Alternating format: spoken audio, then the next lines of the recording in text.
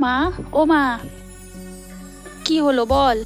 চোখ বন্ধ করো তোমার, আমি যতক্ষণ না বলবো ততক্ষণ চোখ খুলবে না একদম। চোখ বন্ধ করবো? কেন? আরে করোই না।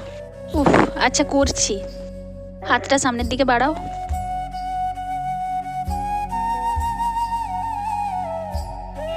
এতে কি?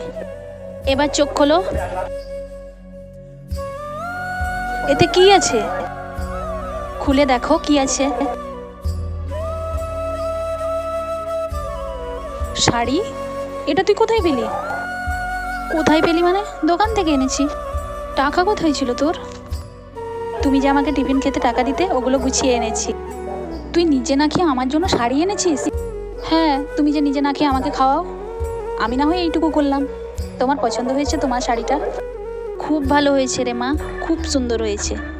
তুই কবে এত বড় হয়ে গেলি?